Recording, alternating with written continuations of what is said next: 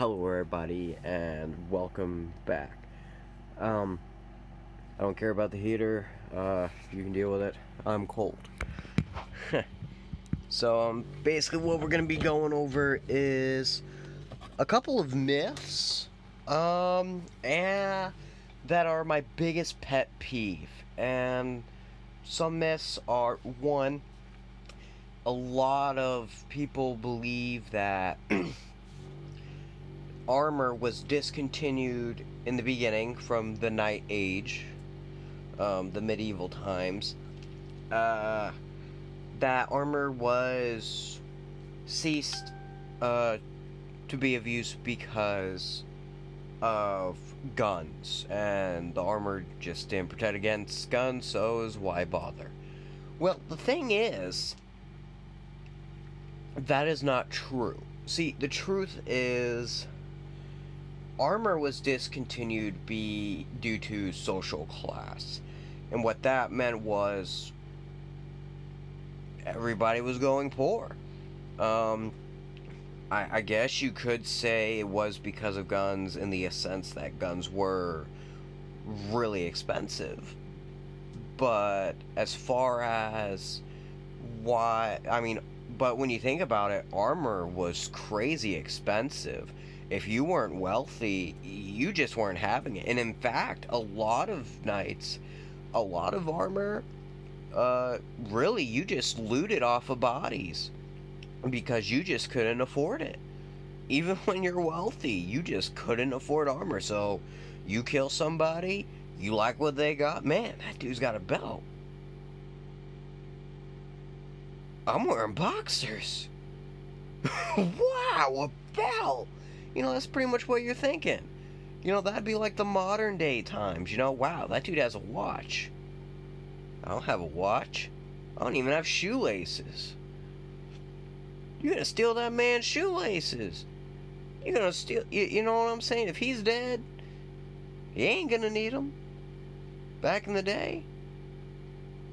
If he's still alive, if he ain't dead, he's still alive. You gonna kill him, make him dead? He's dead, he ain't needing it anymore. So it was all about wealth, you know. Just pray it fit, you know. Wealth is really what definitely got rid of armor, and to prove that, we've actually started. And for everybody who goes against that, why would we bring back armor that's just as potentially unreliable? For example, back in the day, yes, a musket could easily penetrate some good steel armor. Although, on top of that, they also wore leather. So, that would definitely, between the leather, a lot of times chainmail, and plated armor, you know, it was pretty much just like taking a couple of hardcover books and wrapping duct tape around your chest, you know? And, you know, well, of course, acrylic plates, you know, whatever. But, aside from that, today, bullet vests, they're just as unreliable. One, they're not full body. If you shoot me in the arm, I get shot in the arm. You know, if you shoot the bullet vest wrong, if you don't hit that vest just right, it's not going to protect anything. So you could still shoot somebody in the vest, and it still go through and through the vest.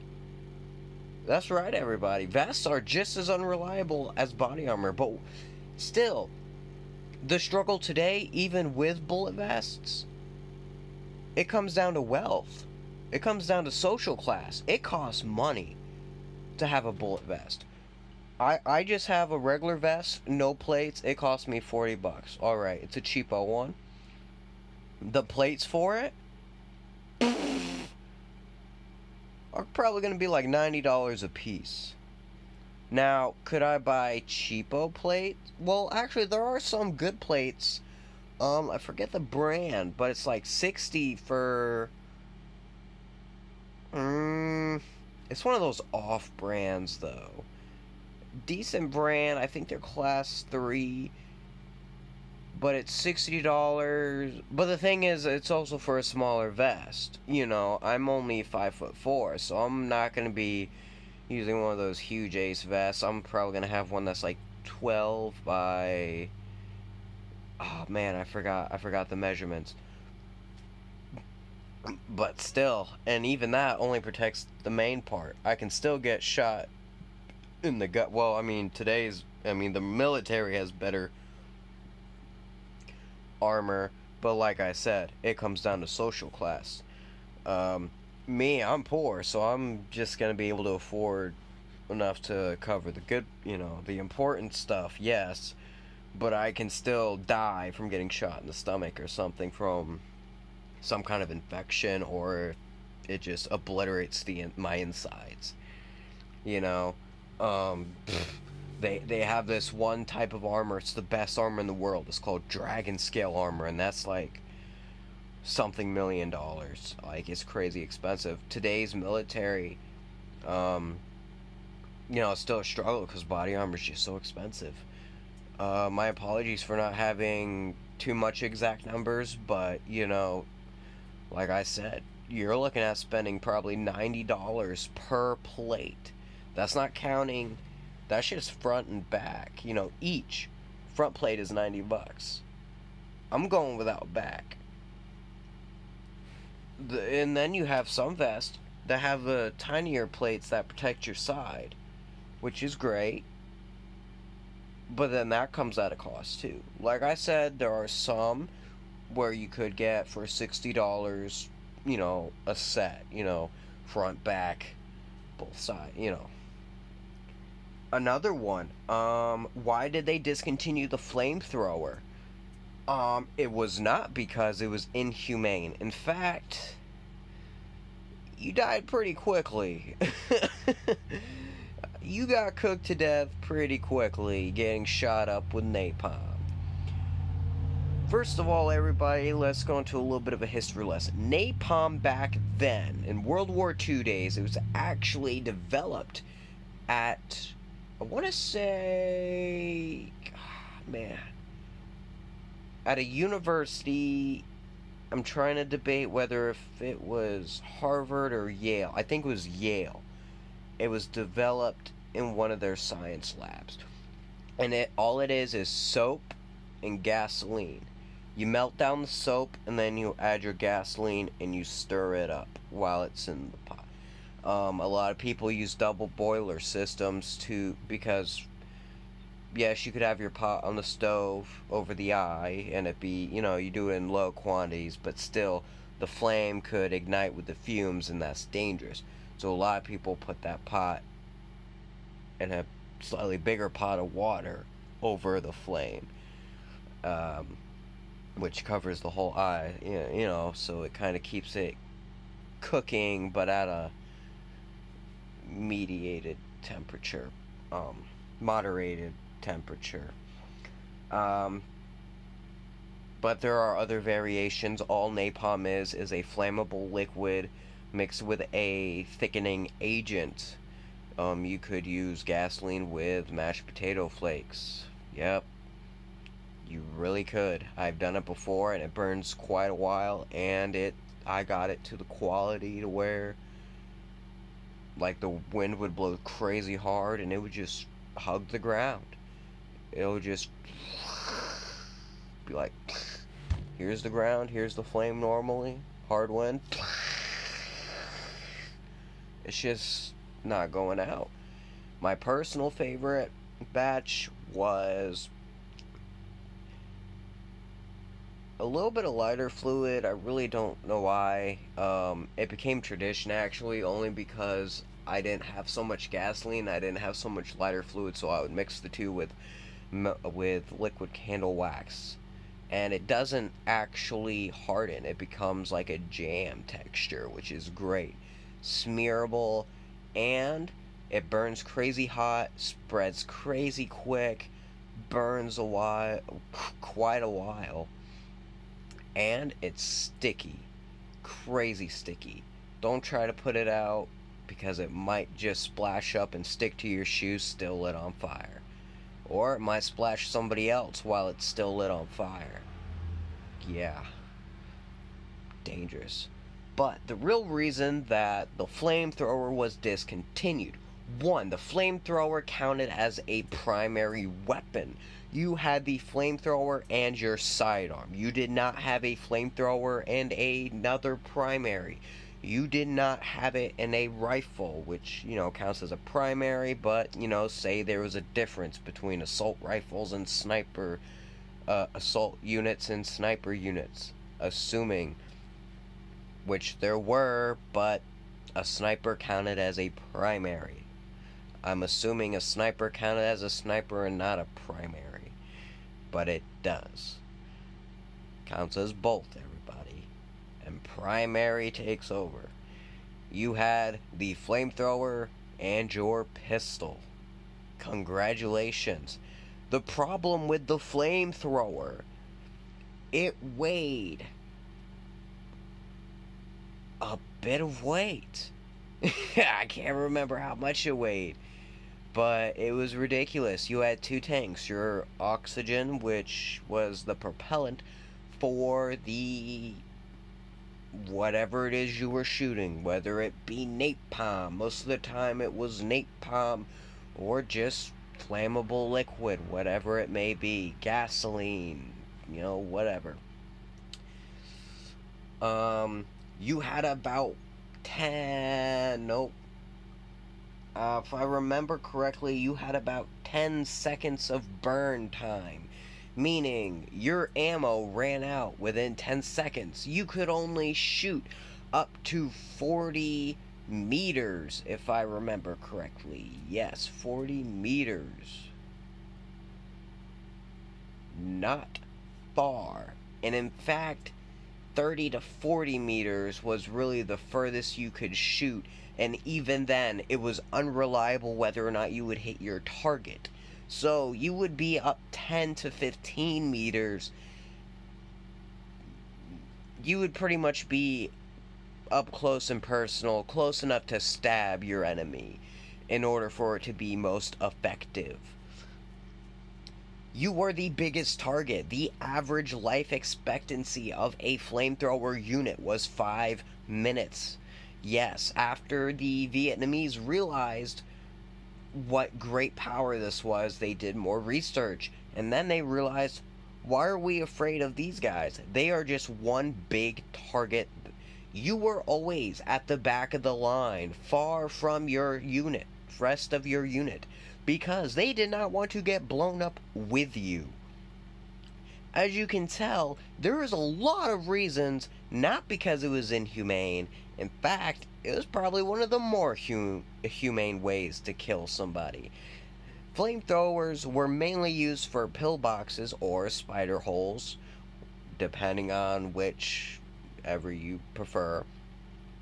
Potato, potato, tomato, tomato. To fill up one of them and take out everybody inside so they could not escape. They were trapped, and they burned to death within seconds. Some might not have been so lucky, granted, but for the most part it was a quick death. And it, again, 5 minutes. I mean, that's pretty much it for the flamethrower. Hold on, what's another one? Oh yeah, luckily we did come out with the crocodile. Yes, the crocodile. They replaced the... You've seen this referenced in Call of Duty. That is a real vehicle of back in the day. The crocodile was a tank, which they replaced the machine gun part of the tank with a flamethrower. And they would carry a couple hundred gallons on a trailer behind the tank to, for the ammo, for the flamethrower, your flammable liquid. It could shoot 300 meters. Yes, it could shoot up to 300 meters. This was a big advancement, yes. Flamethrowers did not have the best range whatsoever. Mind you, they just didn't. They were highly inaccurate. They were reliable in the beginning, but then they became more of a burden. Yes, they're fun to play with now, but, you know.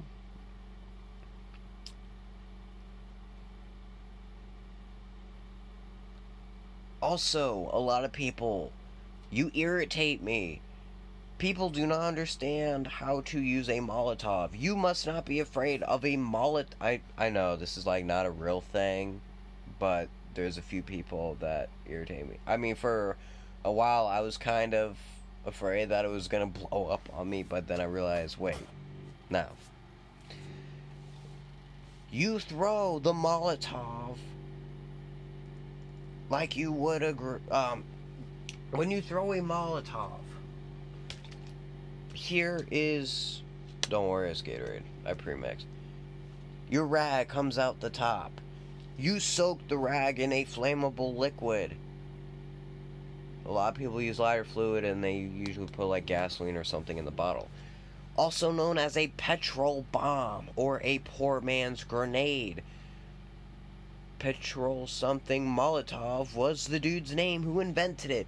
The Russians ran out of a lot of ammo and weapons during during rough times, so they had to improvise. You know what? We're out of ammo. Let's just have a last drink, everybody.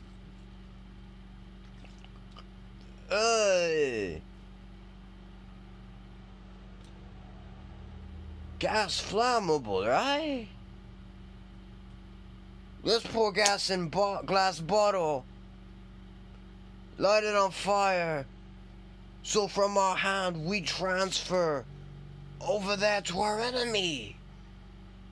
Booze is our ally, everybody. Yeah, they must have been really drinking. When you throw a Molotov, you want to hit the side of the Molotov, not the top, not the base, for these are the strongest parts. When you throw it, you typically want to throw it like this and spin. Unlike in Call of Duty where you see it flying like this, you really want it spinning more like this. And you want to aim for a hard substance that you know is going to break on.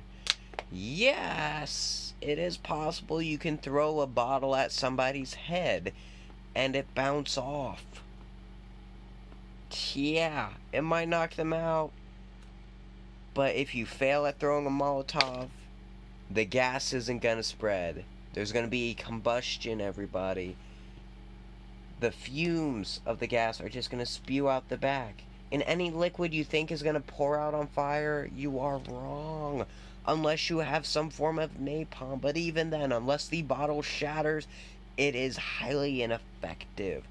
Molotovs by the Americans really wasn't used that often, unless it was for throwing it at the back of a tank to disable the tank.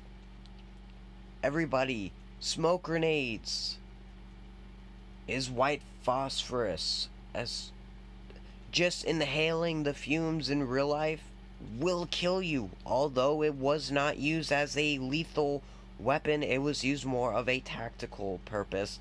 It can still kill you. It is white phosphorus grenade. It is actually referred to as the white phosphorus grenade. Nickname, the smoke grenade.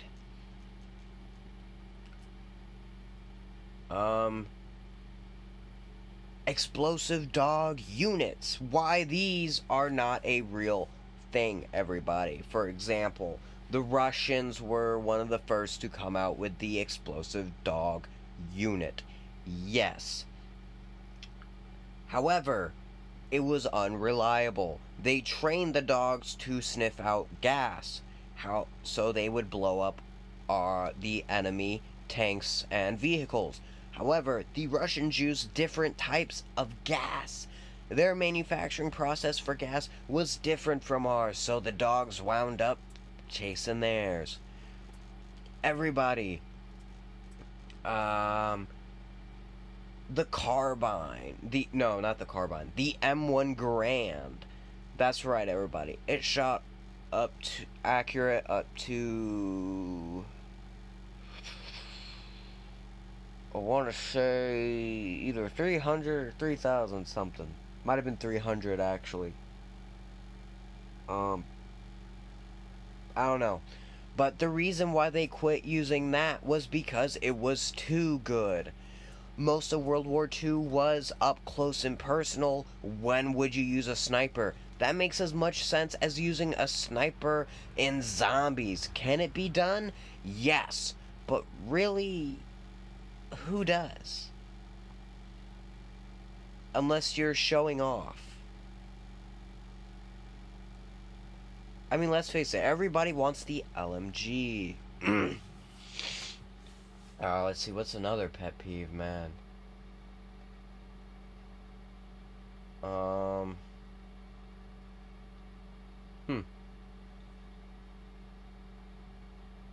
don't know. Sorry. Oh, yeah. I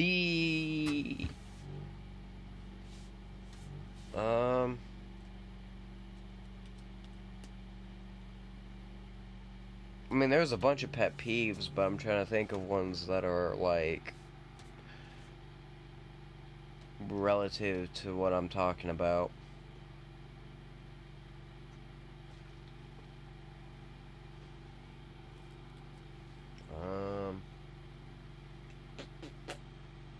You know, I just had it too.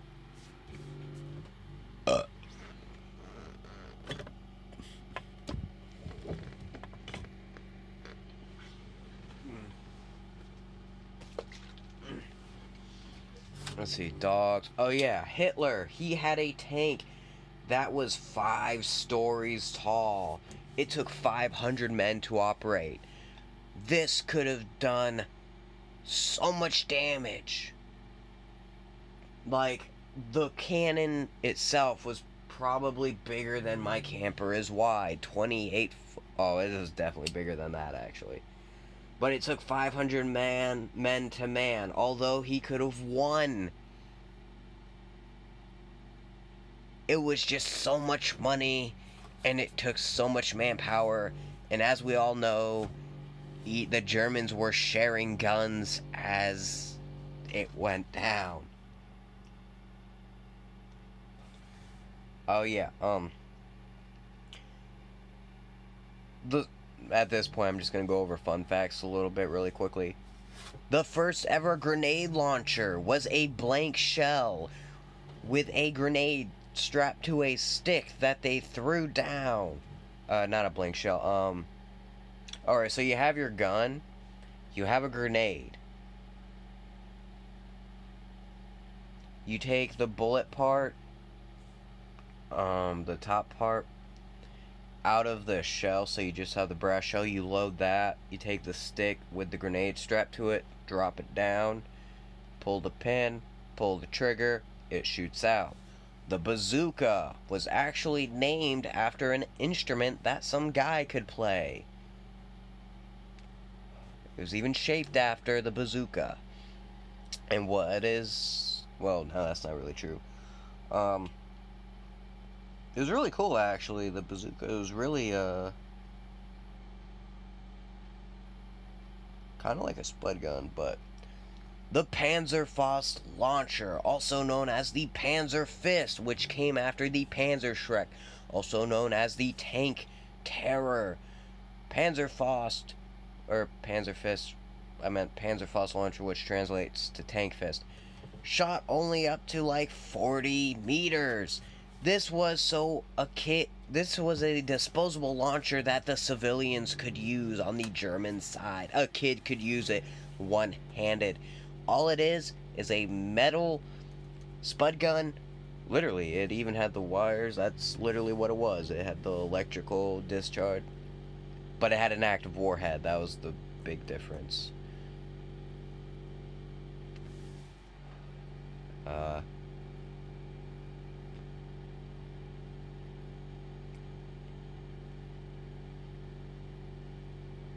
mm, oh yeah, another fun fact. There was this one dude in World War II. He actually had over 300 confirmed kills with a longbow and sword. Not longbow and sword. With a bow and long sword.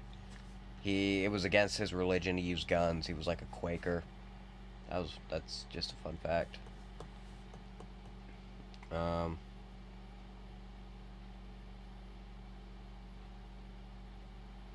oh yeah, another one that a lot of people already know about. Hitler was not the first to start killing Jews. It was Stalin. If I remember correctly, IBM, the company, actually had their mark on the Jews. They actually supplied cars for the transportation of Jews to concentration camps. Yeah, I learned that. That's a fun fact. The AK-47, also known as the or I should say the Kalashnikov rifle, also known as the AK-47. That was really that. There really was a thunder gun invented. However, it was more of a tornado gun, which ended up backfiring on everybody. Yes, that was a real thing. They actually made a tornado gun. A gun that made tornadoes, but it was so devastating to the same side. It was just unpredictable. I mean, it's a tornado. You don't know how it's... I mean, you could try to control how it twists, but, you know, wind currents, we all know how that... We've all tried to pay attention in school, I hope. So, well, at least the kids on Adderall know.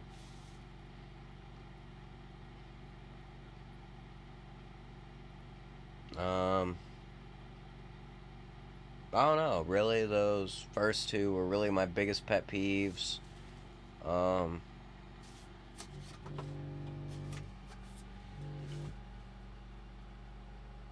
And then the rest were just fun facts I thought were cool.